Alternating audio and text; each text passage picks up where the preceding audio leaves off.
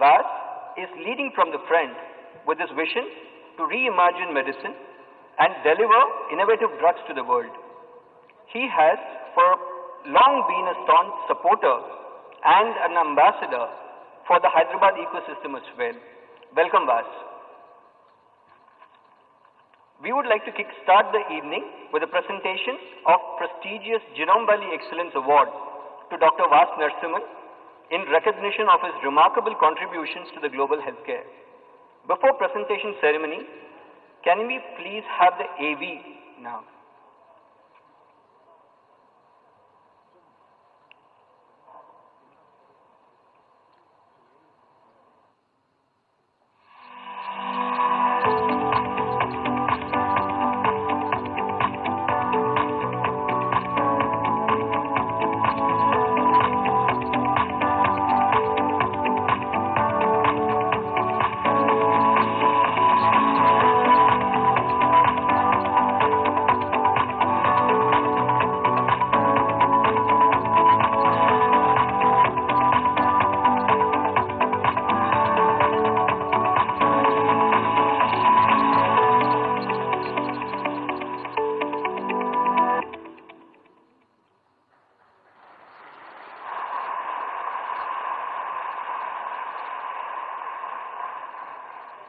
May I now request Honorable Ministers to kindly come on the dais and present Dr. Narasimhan with the prestigious award.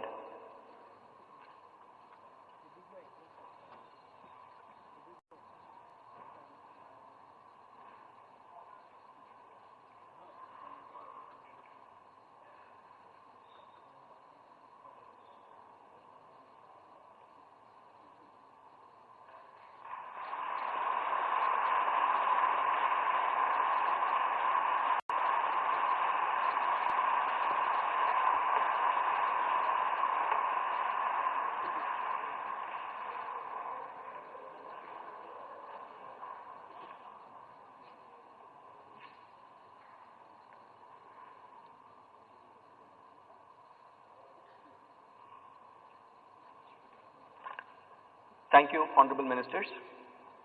Now, I hand over the floor to Vas for his keynote address.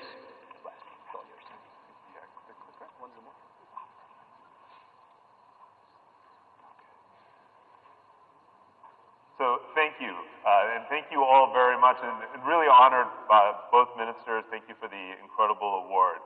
I think having this award here in India, of course, the birthplace of my parents, grandparents, an incredible honor to have the Genome Valley Excellence Award bestowed upon me. And I'm looking forward to just sharing a few perspectives I have on reimagining medicine, some of the big trends that I see shaping this industry, and then look forward to the dialogue with the distinguished panel of CEOs. I did want to begin with a reflection, because I, of course, stand on the shoulders of giants in order to even be on this stage. My grandparents came from Tirupati and of course, the state of Andhra Pradesh. You can see here my grandmother and grandfather, the only pictures I could find of them. Both, of course, coming from India, working very hard to give my parents the opportunity to eventually make it to the United States.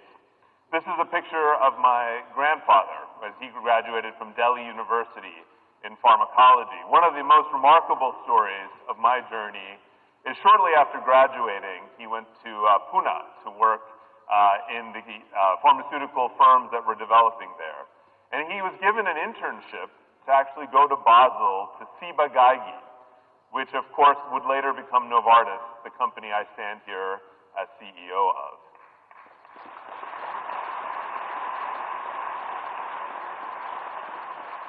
So we stand on the shoulder of giants. I'm humbled by the fact I'm here, and I'm grateful for the incredible sacrifices that all of them made to enable us to have the educations that we've had. I also would be remiss, they're not here today, but if I didn't thank my parents, Kalathur Narasimhan and Geeta Narasimhan. My father came from the National Chemical Laboratories, where he did his PhD in Pune. My mother is a nuclear engineer. Here they were with me when I received the National Academy of Medicine induction, the highest honor in U.S. medicine.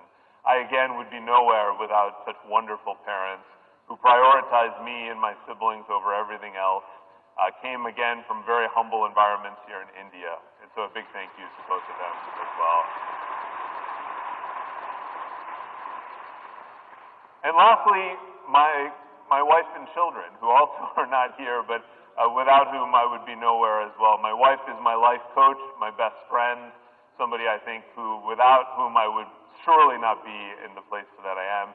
And I have two incredible boys, Kabir and Sai, who speak fluent German or learning French. Unfortunately, no Hindi or Tamil at the moment, but we'll work on that in the future. But a big thank you to them as well. So I wanted to now turn to reimagining medicine and talk about four trends I see fundamentally shaping the future of our sector. The first is what is a therapeutic and the long arc of history that medicine has had and where I believe it will head in the future. If you go back in time, for most of human history, we had no medicine. We believed that life was shaped by spirits, was shaped by the gods. It was really only in the late 1800s we began to discover that chemicals could shape human life, that chemistry could shape human biology. And it was from that setting that we had the birth of the modern pharmaceutical industry. Modern pharmaceutical industry, of course, grew over the 1900s, and with it, life expectancy grew as well, from under 40 years of age to now today to 80 to 90 years of age. Along that time period, we moved from the world of chemistry and chemicals to then biologicals, larger molecules, proteins, which of course are produced here in India, in Bangalore, and in Hyderabad. These biologics in the late 1980s really created a new revolution in how we tackle human disease. Today we enter a new era. We enter a new era where we can actually shape the genome. We can use cell and gene therapies to tackle some of the most difficult conditions that currently affect humanity. This is one of our centers at Novartis in Switzerland that is involved in cell therapies. You can see the technicians here. These technicians are involved in taking human cells out of cancer patients, reprogramming those cells, and then in many cases leading to remarkable improvements in these patients' cancers. This is the future of medicine, and I think now increasingly companies in our sector have to carry the full range. We have to be about cardiovascular disease, malaria, pulmonary diseases that of course afflict hundreds of millions of patients all around the world. And I'm proud that Novartis continues our hard work in those conditions. But we also are now going to have to be able to tackle the new world of cell and gene therapies, RNA therapies, and similar technologies which open up the horizon for how we can treat human condition and improve human life. The fundamental goal, of course, is to keep bending the curve of life. How do we keep increasing life expectancy, healthy life expectancy on this planet? And with the power of technology, we have the ability to do that. There is no better time to be alive than this moment when science-based technology is creating so much for human life. Now, at the same time, fundamentally, we have a significant challenge in the world of access. And how do we create access to these medicines? And I think that's the second revolution happening right now in our industry. When you look at it historically, companies like ours were primarily involved in drug donation programs. We donated medicines for conditions like leprosy. Novartis donates the global supply of leprosy medicines. Today, we continue to be deeply involved in leprosy control across India. But increasingly what we see now is the goal has to be to provide access to the latest innovations. We do that in our company by our commitment to ensuring that any novel drug we discover is licensed in a low and middle income country within 3 months of it being licensed in the US and Europe, that we make these novel medicines available. We do that in India through our work with access brands, our emerging market brands, which now enable us to bring the latest heart failure medicines, the latest medicines in dermatology and neuroscience to patients across India at scale. So we continue to believe as a company, and I believe we have to be about as an industry, How do we bring the latest innovations? I can tell you I had the opportunity to speak to the Gates Foundation and Bill Gates, and in his mind as well, as much as the challenge to find the next breakthroughs in malaria or in tuberculosis, we have to figure out how to bring these cell and gene therapies I just told you to populations all around the world. We have the power, of course, to transform lives in all corners of the planet. I believe access to medicines will be a big part, a really important part of that journey. And India will play an incredibly important role. I can tell you at our Hyderabad center, we have dedicated teams working on leprosy, working, of course, with our teams in Mumbai on sickle cell disease. For people who aren't aware, there's more sickle cell patients in India than in any other country in the world. So we have to be about bringing the innovation to those patients as well. Now, the third revolution I'll talk about is maybe one you may have heard about. You may have heard about Unboss. We're trying to unboss Novartis. We're trying to create an inspired, curious, and unbossed culture.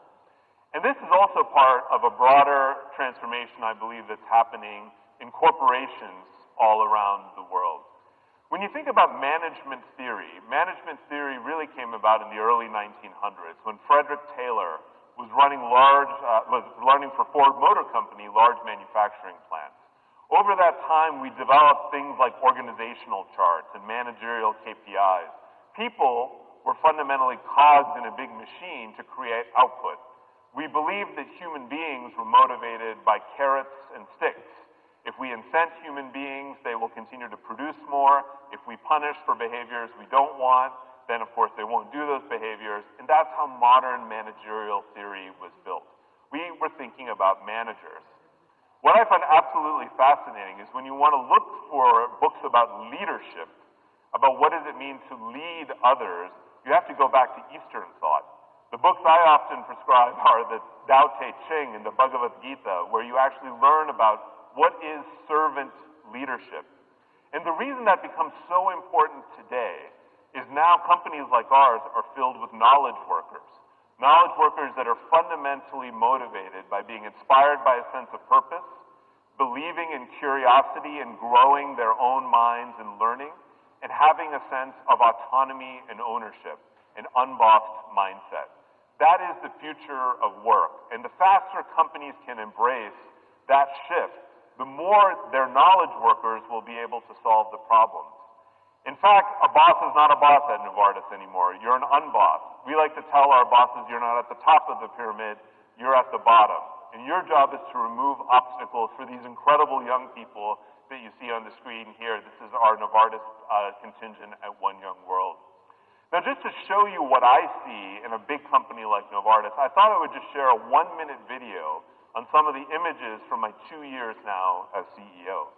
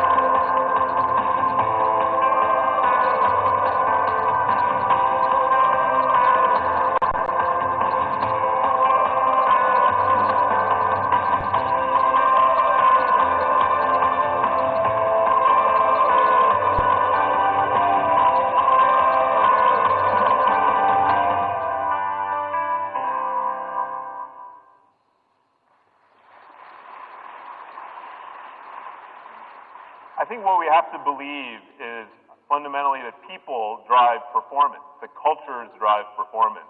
People often ask me, what is the legacy you want to leave at Novartis? The most important legacy I think I could possibly leave is creating this culture of inspired, curious, and unbossed so that a new generation of leaders can create the next wave of innovations that transform health around the world. We believe it deeply. We lead with it in every one of our discussions with our company, and we hope we'll be able to show the world, show the corporate world at least, by investing deeply in your people, you can generate incredible performance. Now, the last transformation I want to say a word about is the transformation of digital technologies. This is a picture from one of our centers where we monitor 550 clinical trials at Novartis in real time. We call it the Sense platform. The transformation of data science and digital in companies in healthcare, I think, is now reaching a tipping point. Our ability to organize and harness data sets at scale, to use those data sets, whether it's internal or external, to improve our operations, improve how we run our business, find new medicines, find new patient populations, and fundamentally improve human health is happening at a blistering pace. We believe that ultimately we have to be a data science company. That's why we call ourselves a leading medicines and data science company. That data science is going to really shape, we believe, the future of our company. It's with great pride that I actually can announce to you today that as part of that journey, we launched two major initiatives today at our Hyderabad site. The first is the Novartis Biome of Hyderabad. Novartis Biome is our effort to engage the startup community around the world to take on problems that matter for healthcare. So I'd like to please say a round of applause for our Novartis Biome team, which will be now bringing the engagement with startups. I see many of the colleagues here, and a big congratulations to all of you. We have Novartis Biomes in San Francisco, in Paris, in London, and now in Hyderabad. It's because we see the tech ecosystem here to be truly world-class, and we believe by engaging with that tech ecosystem, we'll have the opportunity to transform our company. We also launched a new effort here as well called Novartis Business Services X, NBSX, another exciting initiative that's again based out of Hyderabad that will enable us to again transform our operations. Now, one exciting example I just wanted to share, because I think it shows the power of how technology can transform access to medicine, is the story of Zipline. Zipline is a drone company. It's a drone company that currently operates across multiple countries in Africa. With their drones, they're able to supply large quantities of medicines to various villages in far places, including blood, including vaccines, including medicines. We're partnering with Zipline in Ghana to bring our medicines to a vast region across the country. And here's just a brief video to show you what we're up to.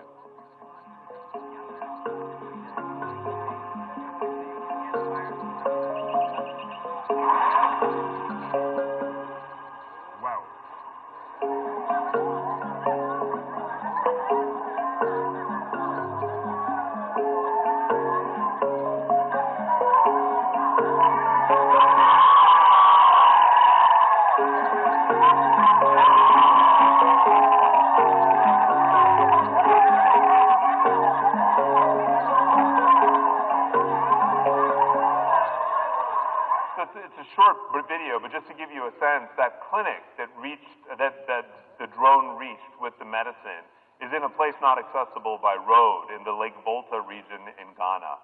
With these drones now, we can move 1 ton of medicines a day around Ghana, enabling entire populations to receive access to medicines they just did not have access to before.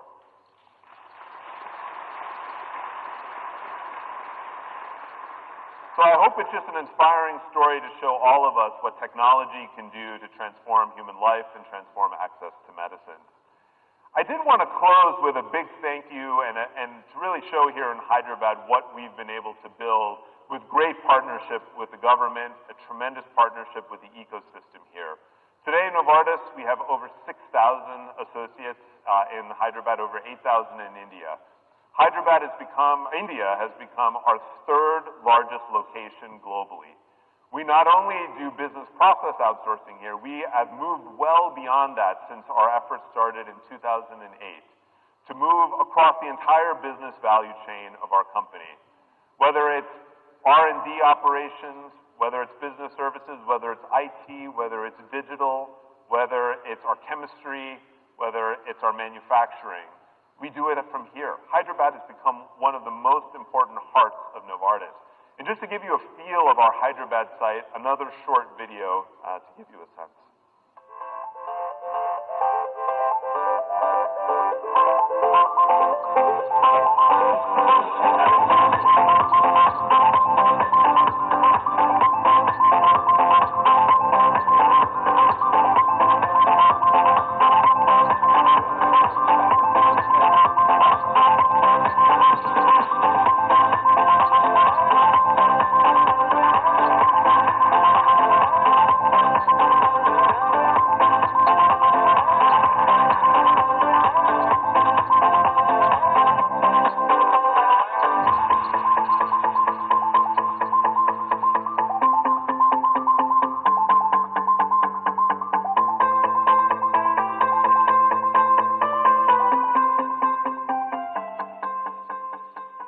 another use of a drone as well, so we use it for photography also.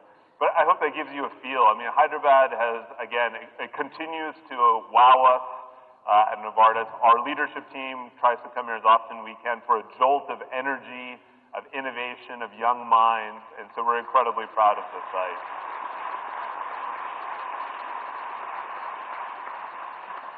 So, and maybe I'll just close with a few perspectives. I believe if you think about the minds that exist in India, the power of India to transform biotechnology, transform human health around the world goes far beyond its borders.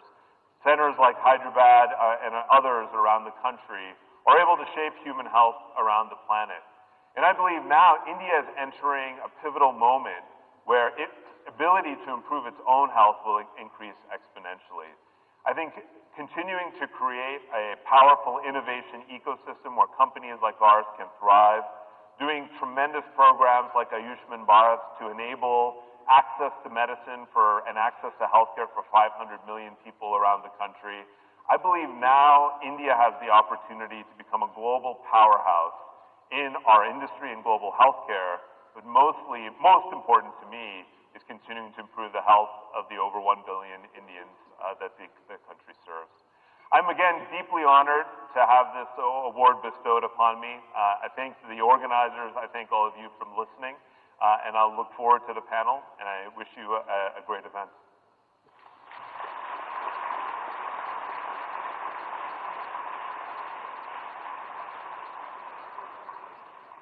Thank you, Vas, for inspiring us again.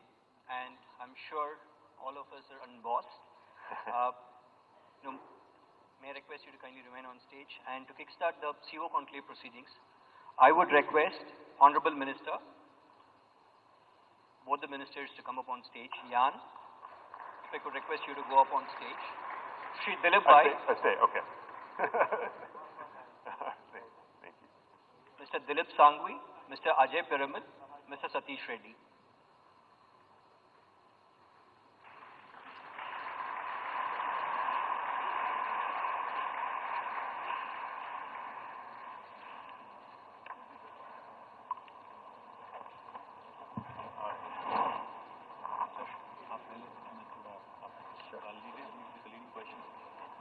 So Vas, thank you for that amazingly perceptive, amazingly lucid presentation. Thank you so much. And thank you for the kind words about Hyderabad and what you guys do here. And also, I think what really deserves a huge round of applause is the fact that Novartis' biome, first in Asia, is being set up in Hyderabad. Thank you very much for that. And thank you for your continued endorsement. Honorable Minister, thank you so much, sir, for taking the time out and joining us. You've been a great supporter of the business at large in India, but the pharma industry, the life sciences industry, in fact, Hyderabad today, sir, just to bring you up to speed on the event, this is our 17th BioAsia 2020, and the theme of BioAsia now for this year is today for tomorrow. So if we have to use today and if we have to talk about today for tomorrow, let me start with a leading question and let me ask you quickly. Honorable Prime Minister talks about a 5 trillion economy by 2025. What do you believe for the life sciences sector, for the pharmaceutical industry, for the biotech industry, for medical devices industry in this country? What do you believe, what is the plan of Government of India to reach that 5 trillion economy? And specifically with respect to life sciences sector, if you could please bring us up to speed. Thank you very much, Ramarao Garu, and compliments to you for organizing this 17th conference to promote this end of the science and technology vision of the country in such a grand manner, befitting Hyderabad as a destination for the pharma, biosciences and innovation industry. And that was truly a very inspiring address. Mr. Ramarao, the $5 trillion economy also has as its leg a very important component of happiness of the people of India. And I think while we can calculate all the numbers around the pharma industry, we can discuss that it's a $40 billion industry, possibly rapidly growing and scaling up to a $100 billion industry soon. We can talk of all the wonderful work that's happening in the sector. But I think the importance of this area of work cannot be ignored for its contribution to a better life, to a better future for the people of India. As Mr. Narasimhan very rightly pointed out, innovation can't be seen only in the context of change or only in the context of, at times as people worry, a threat. I think innovation provides you an opportunity to reach out to the remotest corners of the country, to all the people that we saw in some of the videos, yearning for a better quality of life, for better health care, for longer life expectancy and a healthier life. And in that sense, the $5 trillion economy will be incomplete if our people don't have that quality of life, if we are not able to provide affordable health care to every single citizen of the country. And certainly what's happening in Hyderabad with the presence of so many large giants in the space of innovation, biosciences, research, development, also augurs well for creating that cutting-edge technology into the country, introducing cutting-edge technology and imbibing in our youth that inquisitiveness that's necessary for a fast-growing economy, that's necessary for our youngsters to really evolve themselves, engage with the rest of the world. I'm glad that Hyderabad is playing an important role in that. You are attracting talent from within the country, from international companies. You're able to add new dimensions to the pharma sector. I think it's time we re-looked at the entire sector to see what would be the next level of engagement with the world, with international technologies, with research in the country. And I'm very sure with the kind of support, with the kind of engagement and involvement you've been able to bring up in this very important convention will help us redefine the future of the pharma and biosciences sector. I would urge all of you in the course of your discussions to come up with ideas, come up with suggestions on what we could do next to really make this sector thrive, to make it grow faster. Of course, even in a slowing world economy, I'm glad that the sector is doing well in India. I hear that you're growing at about 10% even during the current year. I just hope coronavirus doesn't land up creating a bottleneck in these ambitious plans that you have. But again, that will also possibly throw up some new opportunities for the sector to solve that problem also. But all in all, I think this sector in terms of numbers will of course play an important role both directly and through the ecosystem you create. But more importantly, will add that dimension which is a must for a country which is aspiring at the first stage to be a $5 trillion economy. But as I have studied across the world, economies, once they reach the $3,500–4,000 per capita level, which a $5 trillion economy will mean, they really are at the cusp of a takeoff, where one can then aspire to go into $10 and $20 trillion economies. So I'm sure this sector is going to be at the forefront of our ambitions for India, and I wish this sector well. I wish Hyderabad well in the days and years to come. Thank you, PiyushGi. Let me just quickly follow up with one question, sir. So you talked about how big a role Indian pharma industry has played in terms of the Make in India campaign. In fact, they've been one of the foremost manufacturers, so to speak, from the industry's perspective, from the Indian industry's perspective. Pharma industry especially has been a hugely successful story. They manufacture, they ship across the world, and they also supply a great deal of medicines to the rest of the country as well. But in my discussions with them over the course of last couple of years, they pointed out three things. You mentioned China, and you mentioned potential opportunities that could arise from what's happening in China now. So one of the things I believe India has to do, particularly from industry perspective, is we have to operate and we have to leverage economies of scale. Unfortunately, there does not seem to be a policy on large industrial parks. For example, Telangana, in fact, has a proposal, and I've shared this with you in the past, for the world's largest pharma cluster called as the Hyderabad Pharma City. Unless we compete on scale, unless we manufacture on scale, I don't think we'll be able to compete with China or even Cambodia and Philippines, who seem to be leveraging the opportunity in China today. The reason why I ask this is, we've heard Honorable Prime Minister and yourself also talk about making in India. Making in India is of course important, and we have to leverage scale. But I think discovering in India is equally important. Research and development is important, but we hear that the weighted average reductions, which were at 200%, are now have been reduced to 150, and eventually after March, it will be at 100%, which is, I don't think, helping the cause of R&D. I think this will decelerate the investments in R&D. What's your thought on this?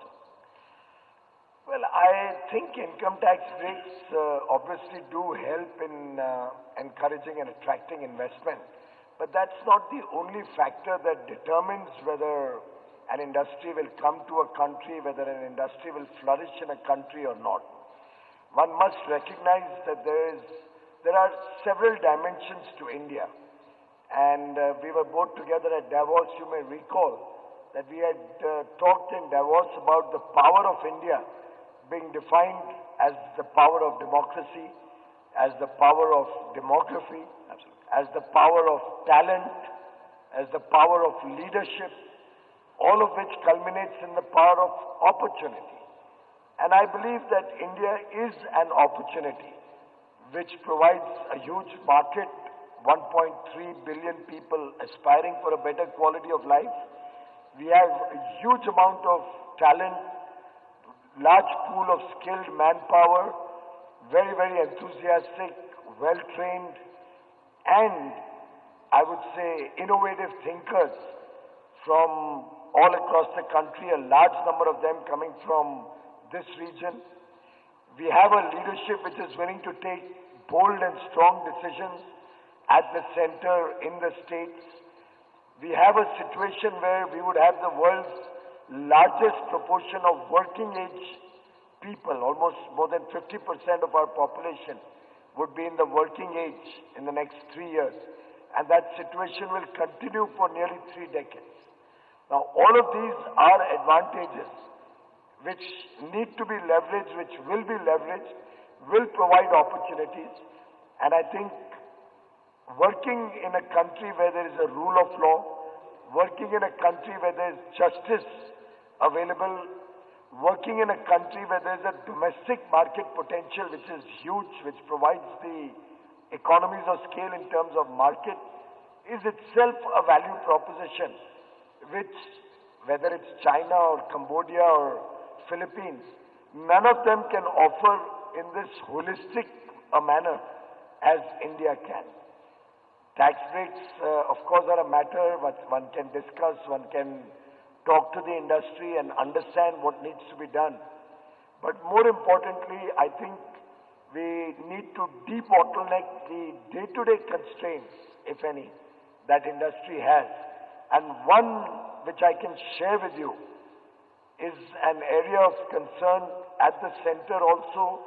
We recently had a meeting of the Council of Scientific and Industrial Research, CSIR, and during the course of the discussions, the Prime Minister did talk about finding solutions to make clinical trials more robust, more easy to operate and easy to implement in the country, something which Mrs. Swati Piramal, had talked to me many years ago about. And I think the Prime Minister is very, very keen that that's an area which we need to address. And such areas that the industry may be facing we would urge all of you to come up with your requests or your asks on a more practical or a more technical framework. Income tax and these breaks are always valuable, but certainly are not the end of the tunnel. It's not the end of the road. It's at best an enabler. Let's draw a larger line in front of the income tax break rather than struggling and remaining restricted only around that issue. All right, sir. I'll have one quick question for you, and then we'll move on to other panelists here. Sir, I think in my discussions again with the industry over the last couple of days, one of the other things very important things that came up, especially in industry like the pharma industry, they spend billions of dollars in research and development. And in India, when it comes to IP and enforcing IP, the gray areas between that emanate from the fact that the state and the center sometimes seem a bit disjointed and disconnected, apparently is also hurting further investments from coming into R&D. How do you see Government of India, in fact, addressing this issue?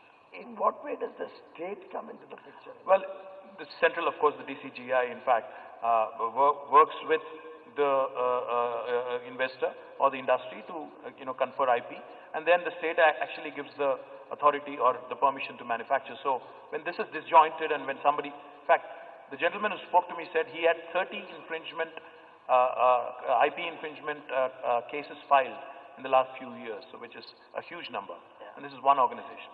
Well, I know that the IP department has been trying to reorient itself.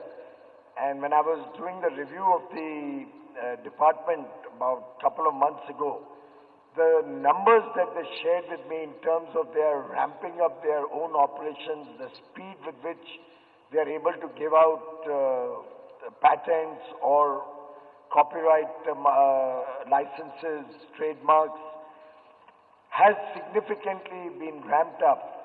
And my own direction to the IP offices that we'll have to look at ensuring that all applications get cleared faster than anywhere else in the world. And that's the effort on which we are moving in terms of the speed of action for any request that the industry makes to the IP office. In terms of infringement, what I believe is the industry would like us to give out more information in the public domain about the patents that are registered. And I think there are two schools of thought. There is, of course, the issue of infringement, but on the other hand, there is the concerns around evergreening of patents. And what I was explained was that this is something which is contraindicatory to each other. And it's still an area where we've not yet come to an ideal world situation. But I've had some engagement with pharma industry. Mr. Sanghvi also met me and shared some of his thoughts about what should be done to reconcile these two issues. But with an open mind, we are willing to engage with the industry. We are willing to talk to the states. In fact, as recently as yesterday, I have proposed to the Department for Promoting Industry and Internal Trade, DPIIT, that we should look at a framework in which the states and the center come to a legally binding agreement amongst themselves to work as partners, to work in support of each other in the promotion of industry so that industry can get a stable, simple, and a predictable regulatory framework. And any state which infringes on that, or which does not uphold the sanctity of contracts or sanctity of any of these patent infringements, for example, or commitments made by one government being changed by another government or contested by another government, I think these are areas that the center is taking very seriously. And we will have to have some kind of a reward or penalty mechanism even between the center and states, so that the image of India as a country can be maintained and the respect that India enjoys today worldwide should not be harmed by the actions of one or two delinquent states at any point of time. But I accept your point that we will have to ensure that such patent infringements are taken to task very seriously, very quickly, and the center and states will all have to work together on this. So thank you very much. Thank you very much for that elaborate answer, sir. Vas, what we saw in the video there, the grandfather goes to Basel as an intern, and the prodigal grandson returns to be the CEO of Novartis. Nothing less than a Bollywood movie, yeah? Nothing short of a Bollywood movie plot. Congratulations on all the success. We are absolutely proud and thrilled to have you leading Novartis in the world and putting India in the world map. So many, many congratulations. A big round of applause for Vas. Vas, let me quickly ask you a question. I know you're big on convergence of different spheres of industry. Hyderabad is hub, not just for Novartis. This is not just Novartis' second largest office in the world, but Hyderabad is also home to Amazon, Facebook, Apple, Google, Microsoft, Uber, Salesforce, ServiceNow. All of their second largest offices in the world today are right here. I know you're big on convergence. So this whole sphere of IT and life sciences, I know you also have entered this amazing sphere of digital drug discovery. Can you tell us a bit more about the opportunities, this convergence presence, because the world is evolving every day. We would like to hear from you. Yes, and thank you again for the kind words. Hyderabad is extraordinary, and having visited here since, in some form or another, since 2009, seeing how the ecosystem around our campus has exploded has been extraordinary. So now, of course, we see all of the sectors, but particularly the tech sector. And what we see is a few different areas where we believe technology will transform a company like Novartis, but also the entire sector. The first is just in how we operate. When you look at companies like ours, multinational companies, we operate in 150 countries, 108,000 people. Whether it's in how we run our clinical trials and how we can use machine learning, predictive analytics to run large-scale operations around the world, whether it's in our manufacturing centers where we can now increasingly use AI to better optimize our supply chains and optimize our manufacturing. We have sales representatives, 10,000 sales representatives who have an AI-generated insight given to them every morning on how to spend their day. We even have built in Hyderabad procurement engines that help us better spend the $16 billion we spend every year. So transforming our own operations is going to be significant, and we do that through partnerships. We have a significant partnership with Amazon, we have a significant partnership with Microsoft, and a range of other partnerships. The second big trend that will happen or is already happening is how do we mine the large data sets in healthcare? In those data sets, I think the best understood use case is mining medical images. So medical images, whether they're x-rays, scans of the retina, CT scans, and how you can use those scans to better diagnose disease, hopefully find different patient populations. That's one very significant use case. But we see many others. When you mine large data sets, can you better understand which patients might go into heart failure decompensation, or which patients might have a flare of their rheumatological illness? Clearly, those data sets are going to be very important. Some countries are very advanced. We work with Tencent in China on a major partnership in heart failure. We just announced a major partnership with the UK government to look at how to use large-scale data sets in cholesterol lowering as well. So these things are happening. I believe in the next 10 years, those data sets will rapidly transform how we diagnose and manage patients. The big unknown is, can you use AI to better understand human biology? And there are companies actually here in Hyderabad working on it. But sometimes we underestimate how magical it is we find any medicines at all. I like to tell audiences that in the history of the US FDA, it's only approved 100 years. It's only approved about 1,500 medicines. There's only about 600 validated drug targets we've ever found. This is an industry that spends about $175 to $200 billion a year in R&D. And we're lucky if we find 20 new medicines in the whole world in a year. And why is that? It's because in the human body, you have 40 trillion cells. Every cell has 1 trillion molecules, and the complexity is just vast. And there's so much we don't understand in the 4 billion years of evolution that's in every one of us. So that's the big opportunity. Can we use AI to find new drugs that we would have never found before.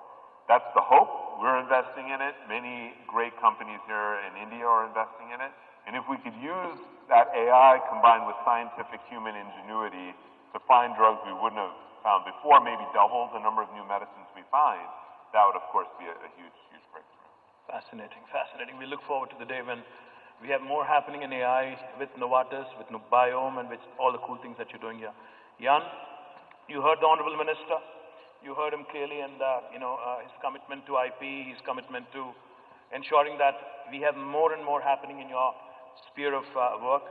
The one thing I wanted to ask you, in fact, the city that you sit in right now is not only home to India's 35% of Indian pharmaceuticals being produced from here, we are also the vaccine capital of the world. In fact, 35% of global vaccines are produced from Hyderabad, but we are greedy. We want more. So how do we get a company like Merck to come into India, to look at manufacturing opportunities, to look at doing more here? What do you say are the 1, 2, and 3 mission critical things to the Honorable Minister and myself on making this happen? I want to put you in the spot here. Thanks for a great question.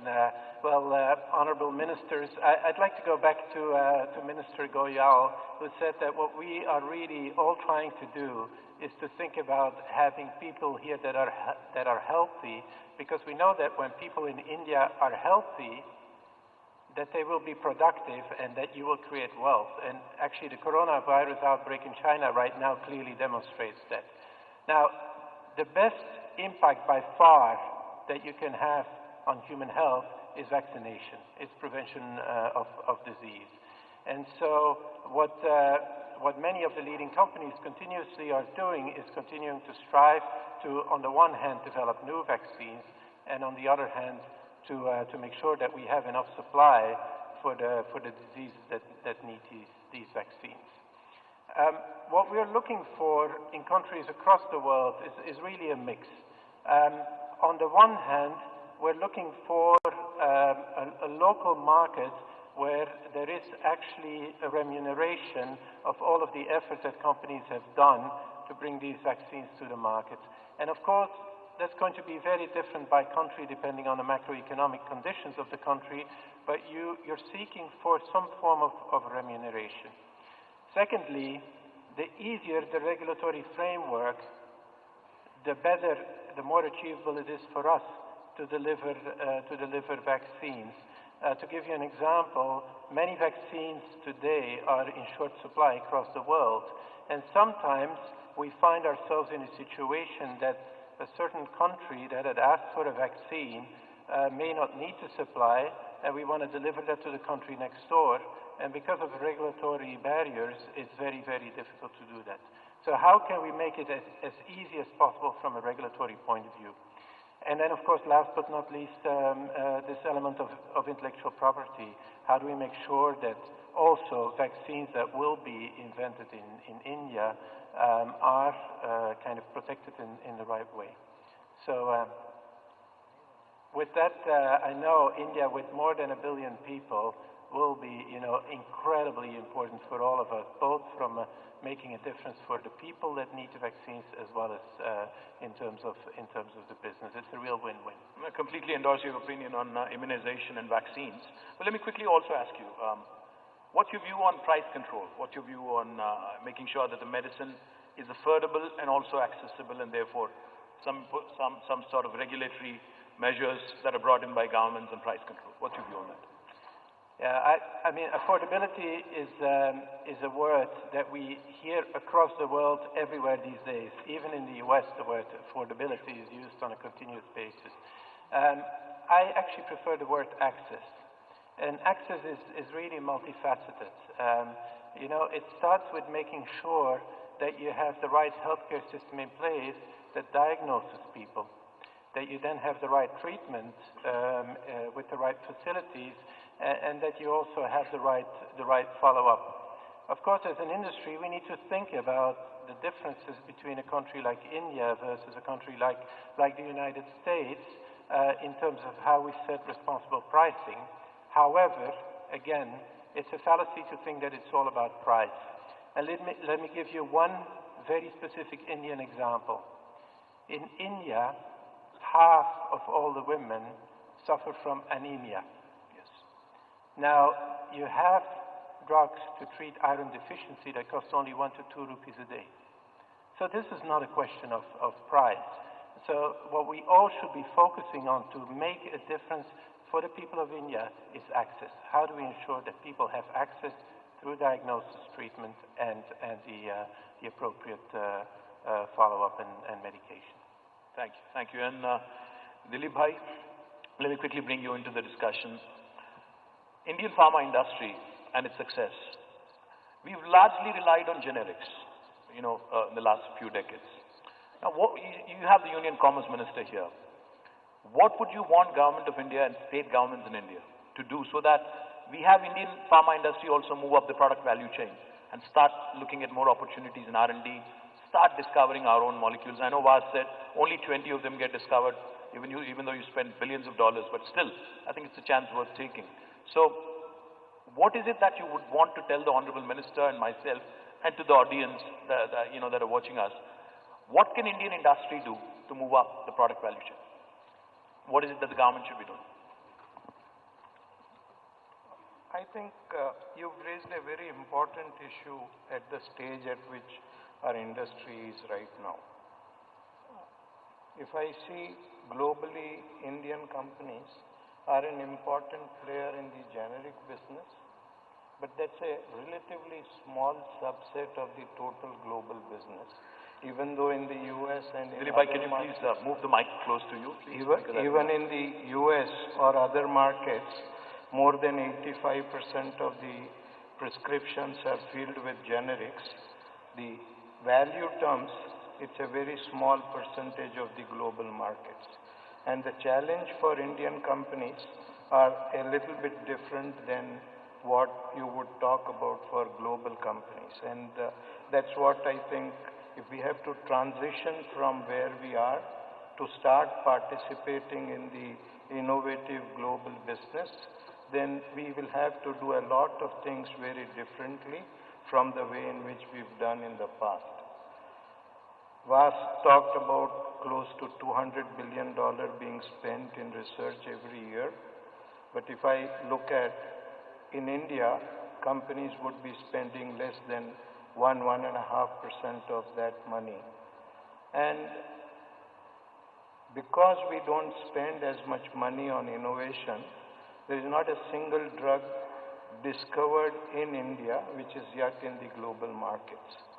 So I would request Piyush Bhai to reconsider his thinking in terms of India is a great country and a very large market, but in terms of global market, we're still a very small market because the total business in India is around $20 billion, which would constitute maybe less than 2% of the global market.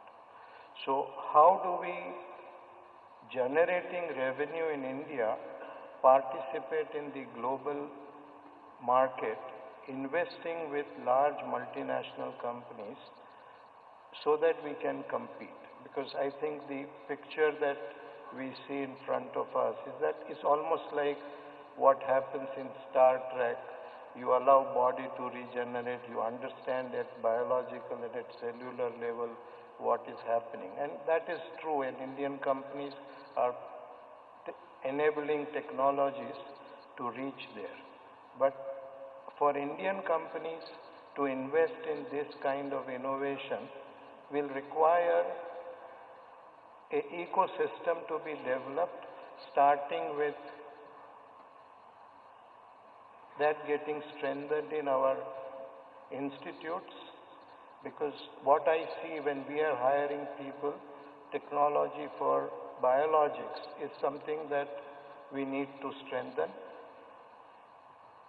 But as I see, we are gradually moving towards that, and maybe in next 5 years, at least Sun Pharma will have 1 or 2 innovative products, and maybe a few other companies will also have products in market. And as we start participating in the global market and generate revenues which will allow us to invest, what is required to compete globally, I think we will be able to grow. But first of all, I think our major problem is access to high quality, affordable medicine for more than 1 billion people that we have in this country. And for that, what I think is required is technology which will allow us to produce high cost products, say like modular sterile technology, so that you don't need to sustain very high cost aseptic manufacturing facilities, or continuous manufacturing so that we can reduce costs of operation as well as manufacturing cost. So I think we have multiple options, but I think our industry has done very well in the past in terms of learning from others and continuously evolving, and we will continue to evolve. Thank you, Dilip bhai. Let me just, Mr. Piramil, I'll just come to you in a minute. I'll quickly go to Satish and come to you. Satish, you're not only the chairman of Reddy Labs, you're also now the head of Indian Pharmaceutical Alliance. So please tell the Honorable Minister and the audience, what do you think are the top three challenges that the Indian industry is facing today? Minister talked about a couple of things which may have been music to your ears.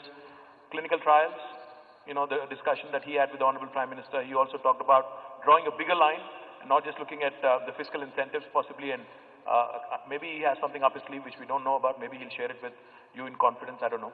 But Satish, tell us the top three things that the Indian industry, from your perspective as the head of IPA.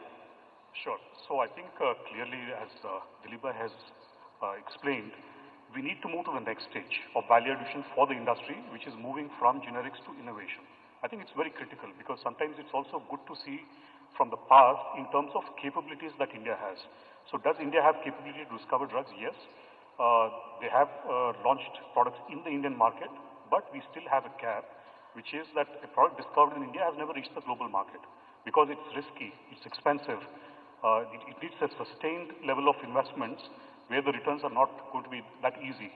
So once we are faced with the situation, our request to the Honorable Minister would be, although he pointed out that income tax incentives are not the way to go, one of the reasons why we feel it very strongly is also from an experience that we have had as a company, Dr. Reddy's, in the past. Way back in 1992, you know, we were one of the first private sectors largely generating revenues from APIs and partly formulations in India. We invested into drug discovery. So that was the vision of our founder, Dr. Ranjit Reddy, at that point of time. And we proved the capabilities. You know, by 97, 98, we in fact licensed a product to Novartis in the PPAR class of compounds. But then the whole class of compounds came under a cloud, and that's why we had to shelve it. So it's that risky. So even though company expanded, it was getting into other markets, making profits, it is not enough to sustain in terms of what we need to do. So especially when we look at things like tax incentives, all we are asking for is an extension, you know, of the 200% exemptions which went down to 150%. If it comes down on April 1st to nothing, right? So it becomes that much more difficult for companies to take things. So that's one key thing on, you know, why we, you know, keep asking for incentives. The second part, I think, is again looking at the current situation, right? Especially when it refers to APIs. Again, it's interesting to go back to, you know, what was our position maybe way back in the 90s or early 80s to 90s. We were one of the largest producers of major APIs in the world. We were actually supplying APIs to most of the markets until, say, if you see what happened in the 90s, we ceded the situation to China. And again, we can go into various reasons, economies of scale, the subsidies which China gave and all that. And then once again, if we go back to the situation at this point of time, the present situation, I think it presents a wonderful opportunity because of this crisis for us to get back into the game, keeping the long term in mind and also looking at something which is very important, which is competitiveness, right? So this is where I think Indians can again prove themselves. And here again, there is a requirement from the government also to step in to provide, like Honorable Minister KTR has said, that, you know, if we have a large infrastructure, industrial park, you know, like a pharma city coming up, or any other clusters which we have across in India, if we give it that necessary impetus, That's something which can make a difference for a sustainable long-term competitiveness for the API industry. Because again, all I'm saying in both the things that I've said so far is that we have the capability, we can be competitive, we have proved that in the past, except that we need that extra push from the government and also the extra sweetener so that we can get to the next step. The last three ones, because you asked for three. The third one would clearly be about, this whole regulatory environment, right? So whether it concerns environmental clearances, which is applicable especially to API industry, where we find a lot of bottlenecks, both at the central level as well as the state level, more so at the state level, sometimes in some particular clusters.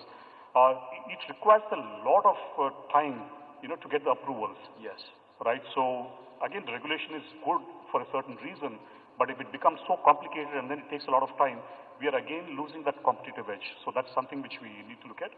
And also I think when I also talk about the clearances, even the regulatory pathway, whether it's manufacturing license or things like that, I think these have to help us in the ease of doing business. So again, I would go back to the point saying competitiveness, right? So let's not lose this advantage. We had this big advantage. At this point of time, we need to get back to that. That would be my three things. Thank you, Satish. Mr. Piramal, you heard Satish Reddy. He says cost-intensive business, cost-intensive industry, also combined with the fact that there is a long gestation for regulatory approvals. Therefore, we need incentives. And also, Satish talked about the fact that there's a huge opportunity, cost competitiveness, competitive advantage that India should not lose. You're witnessing what's happening in China and the consequences of industry trying to also move to different parts of the world and relocate. Now, let me ask you two things. Firstly, again, the same question that I asked Satish. What would you like to say to the Honorable Minister in terms of 1, 2, 3s from the Government of India? And secondly, I see the industry diversifying. I see a lot of you talking about biosimilars, OTCs. I know you have a huge plant here in Digwal, and then, I also know that you've announced expansion. You also promised me that you'll write me a fat check after the event today. I'm thankful to you for that.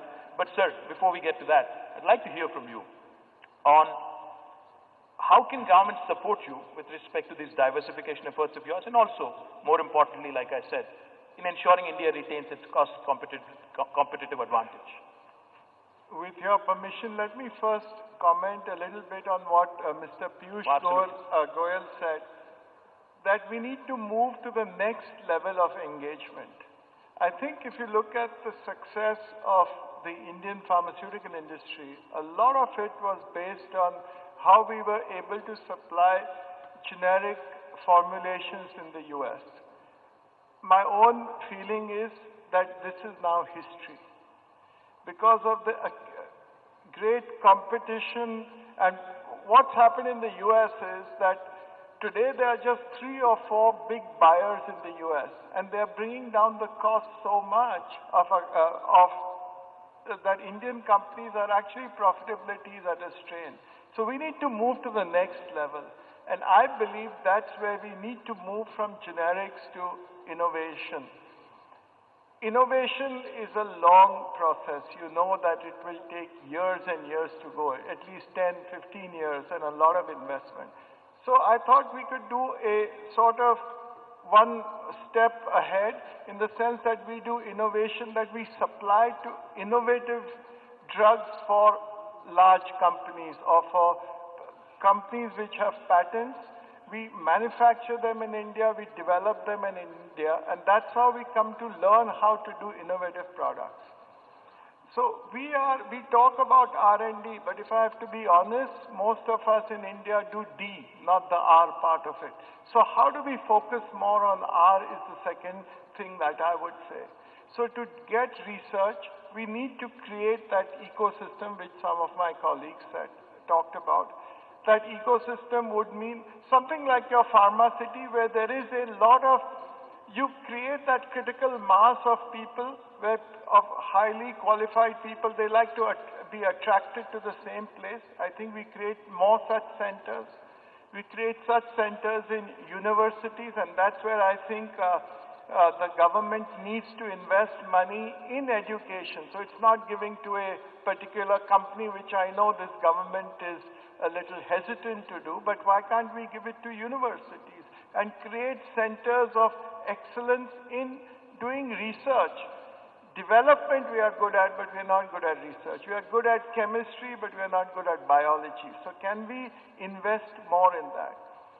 The minister talked about clinical trials. I think we have one of the largest R&D facilities in India at a time, but we had to actually do all our trials abroad because there was not enough regulatory processes here. So can we streamline that? And now this has been one other thing, if I may ask the minister. These things have been going on for 10 years and we are still working on it. Why can't we? The world has moved ahead. Nobody is going to wait for us. So let's do a little more of that. Therefore, we move, I think, from producing generic drugs to producing innovator drugs. If it's not even our own innovator drugs, can we do it for others? Actually, in our Digbal facility, we are doing innovative drugs for some of our customers. They're not ours. Can we do clinical trials, if not for us, at least world-class clinical trials for other companies so that we get the know-how and then move to the next level?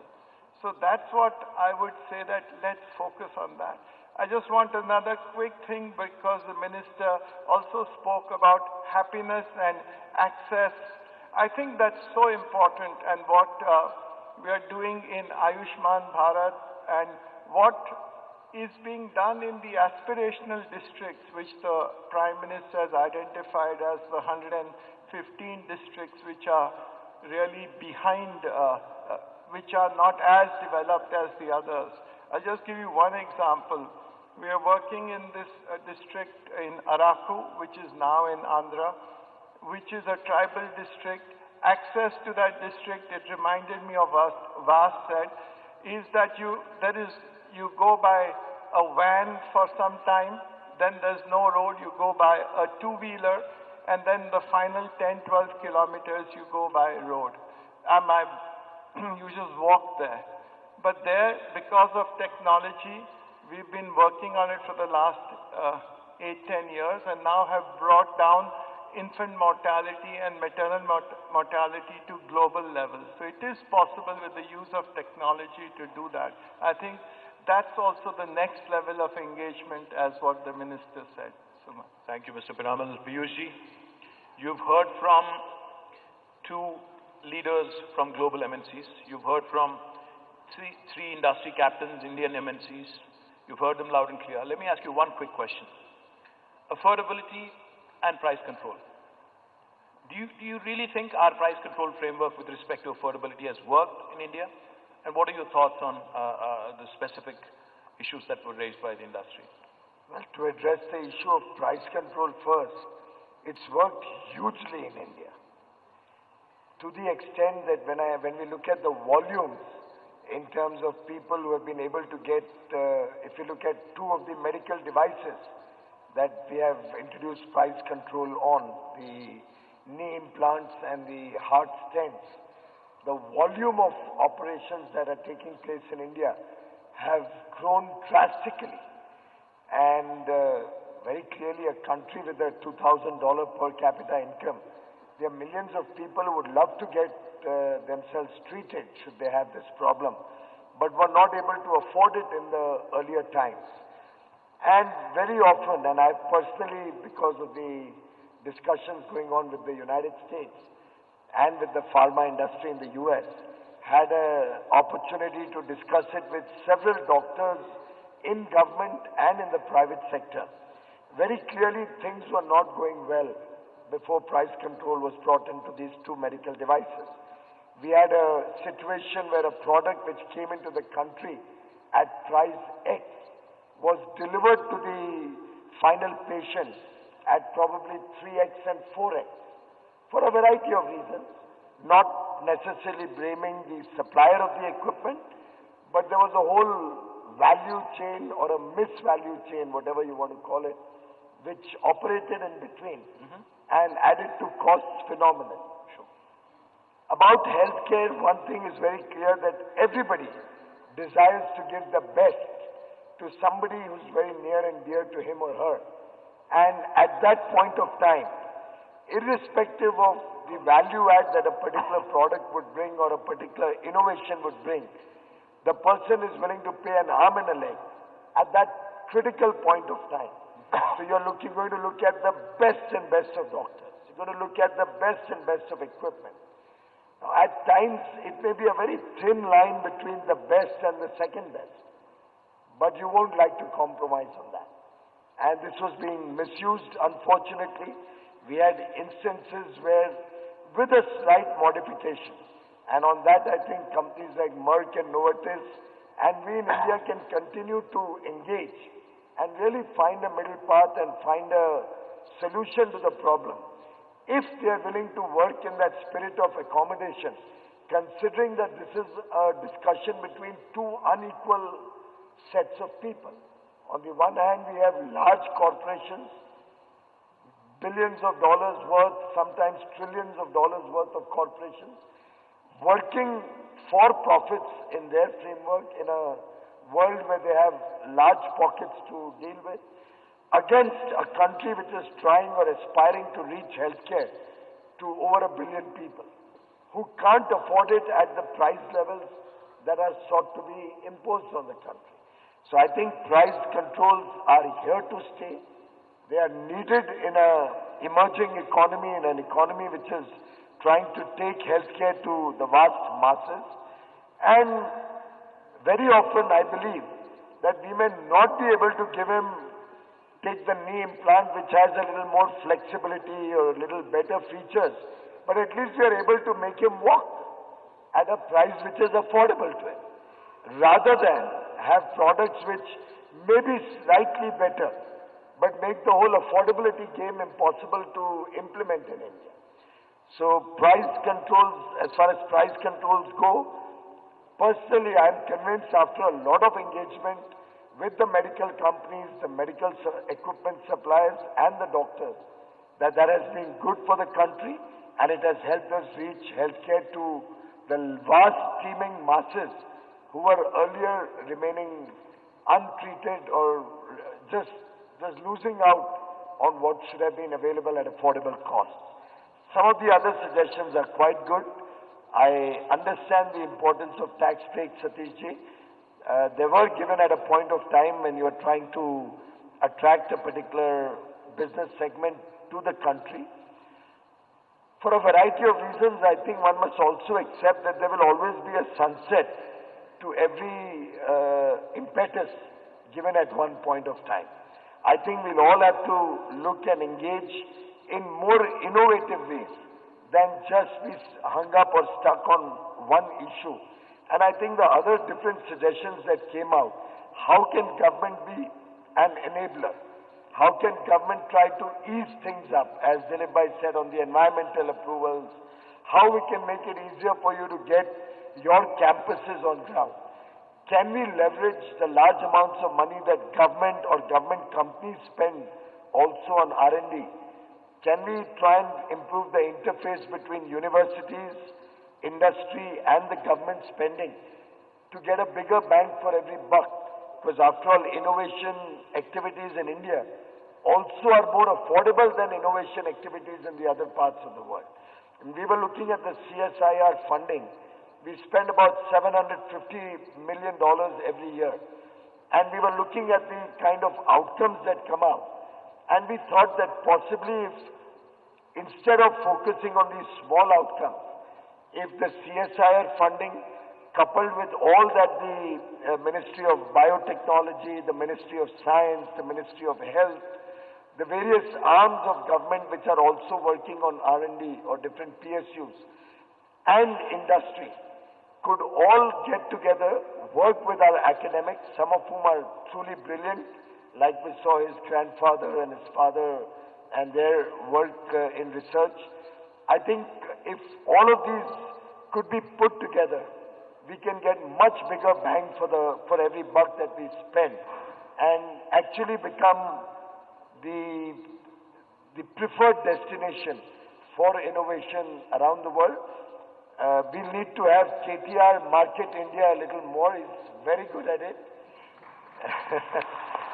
Thank you, sir. Kind of you. But I think he needs to go beyond Hyderabad. I mean, we've had a little overdose of Hyderabad in the course of the panel discussion. Are you saying we should launch a national party or something? No, we would welcome you to come in as a national party because right now there's a vacuum out there. Other than the Bharatiya Janata Party, I don't see any other party. I actually thought, honestly, you know, he's such a, this is happening in such a congenial kind of an atmosphere. I thought, after hearing all the Indian industry captains, I thought Piyushji would actually have a change of heart and would announce that he's sticking to the weighted average deductions. But unfortunately not.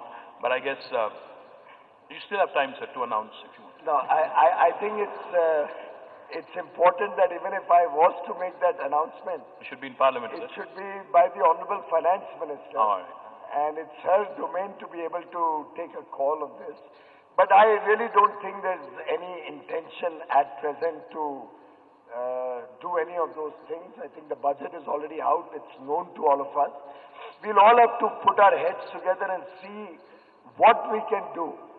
As I said earlier, to look at better enablers than just being fixated on one thing.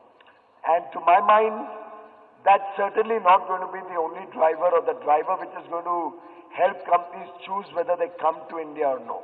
Frankly, if somebody is only coming to India for the tax break, No, it's just I an think addition. It's a value add. it would be too much of a expectation. नहीं तो ये sir ice cream पे वो क्या बोलते हैं sir ऊपर वाला लेयर हो जाएगा बस उसके अलावा कुछ नहीं. I think it's just a value add. ये Nothing more. सरकार ऐसे छोटे चीजों पे ऊपर नहीं फोकस करती है. हम बड़ी चीजों पे फोकस करते हैं. तो हम चाहते हैं कि लोगों को आइसक्रीम मिले. सिर्फ वो ऊपर जो स्प्रिंकल किया जाता है टॉपिंग उसके नाम ऊपर क्या? आप फोकस करना. So, thank you, sir. Vaz, one quick question. You started, you launched Karti, Novartis launched Karti 2 years back in India. Where do you see India in the cell and gene therapy product value chain? How do you see this shaping up in India? Yeah, and if I might, just one brief for me. Are you going to talk about an ice cream and the topping too? No, I have no more requests for the minister. Sure. But I do have an observation, which, when you look at it, India is remarkable when you look at innovation in areas like engineering, in IIT, in device sector, materials, chemistry, and that's why I think the incredible success of the Indian generics industry, given outstanding, I come from a family of chemists who did their PhDs all around India. But what there is very little of is fundamental human biology discoveries happening in Indian universities. When I reflect on it, you of course have major discoveries happening, not just in the US, but happening in Japan, in multiple countries in Europe. China has launched a massive policy to push their universities in biomedical research. I had the opportunity yesterday to speak to a large group of outstanding physicians from a range of different areas in India. And they pointed out to me that there isn't a culture of medical research in the universities and the university medical schools. This was their perspective. That really prioritizes scientific discoveries in medicine. And you can spend as much as you want at the industry level. If you don't have universities making fundamental discoveries, you don't get the venture capitalists. And without the venture capitalists, you don't get the ecosystem. And without the ecosystem, you don't get the companies like us to show up. We are in many countries with our research, but we don't see that university push. And I think it must be possible here because it happens at the IITs. It happens in management theory at the IIMs. And so I think that's, and I don't know what the policy is, Honorable Minister, but there has to be a push if you want to really make drug discovery happen here. And then I think with respect to cell and gene therapies, this of course, as I said, is a significant transformation. I would say first in India, our focus is to continue to provide access to the broad range of medicines for the biggest causes of death and disability, cardiovascular disease, lung disease, infection, cancer. I mean, these are the big things that we still have to tackle. We're doing our part. We believe you can price effectively in India with our emerging market brands. Our team here is extremely successful. We reach millions of Indians with our most innovative medicines using tiered pricing strategies very effectively. So you can do it. Now, to get cell and gene therapies into the country first, there needs to be, I think, clarity on actually increasing the capacity of systems to handle these therapies. These require hospitals that have advanced capabilities.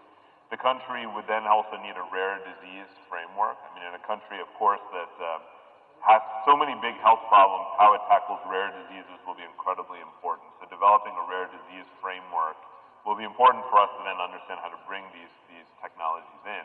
And then we need globally to figure out how to make these very advanced therapies at scale. I mean, we can only make a few 10,000 doses, so we're not at the scale to tackle India or China.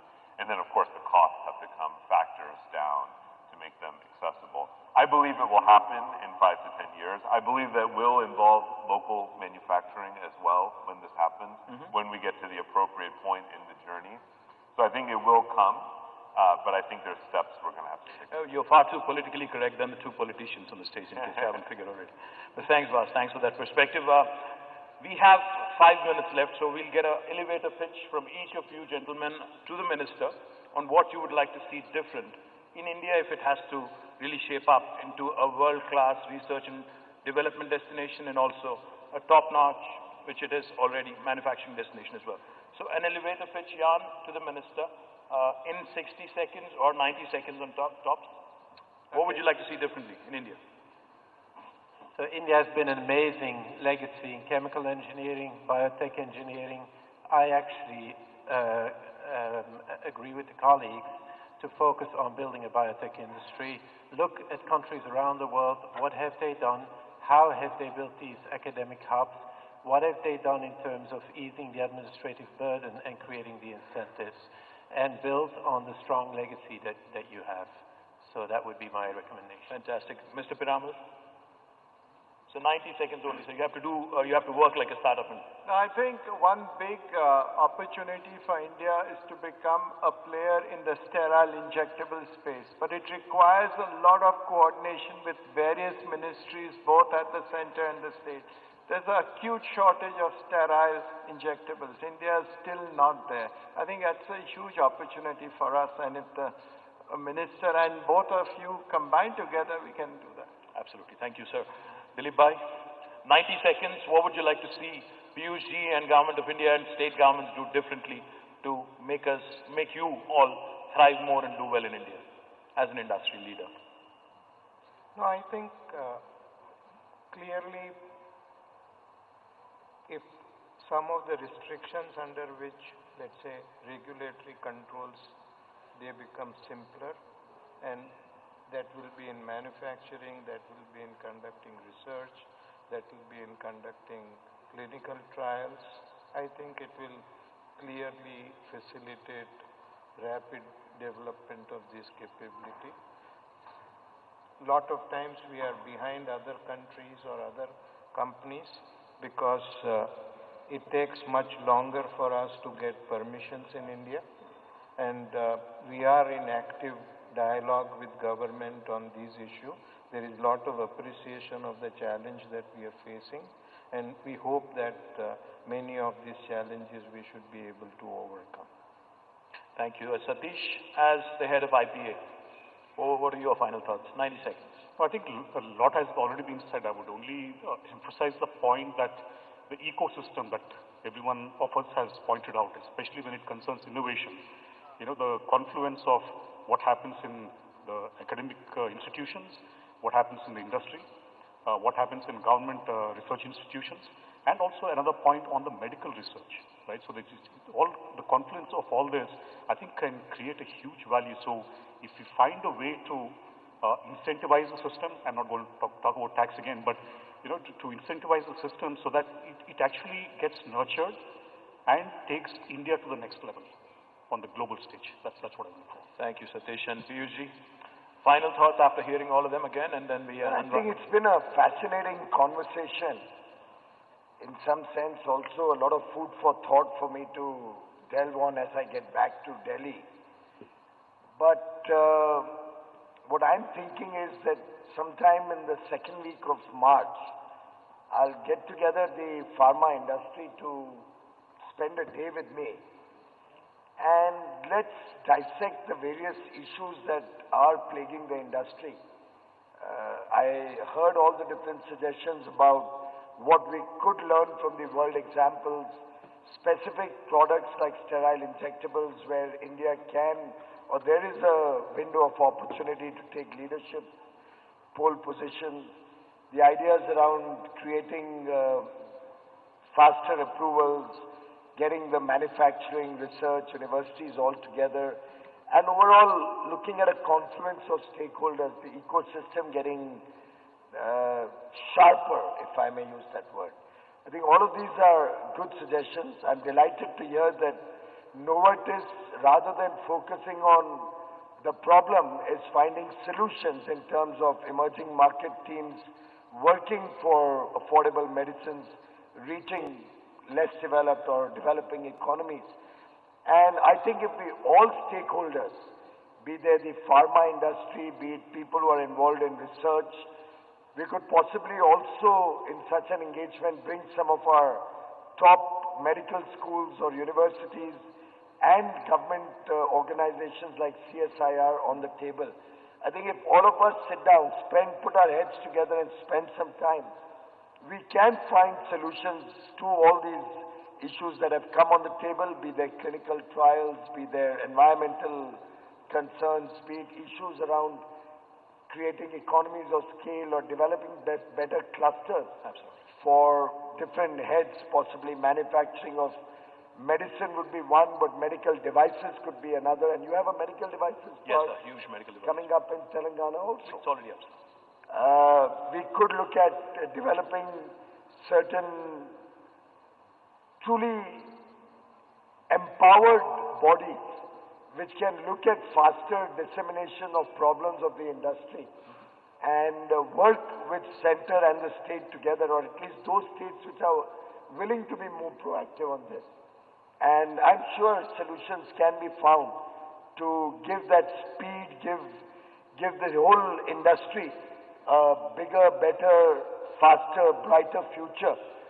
And in conclusion, clearly what Mr. Narasimhan, you just mentioned about inculcating the spirit of inquiry in our youngsters, the inquisitiveness to experiment, to go beyond the textbook is something that is probably going to be the fulcrum to be able to create the rest of the environment around research, around innovation.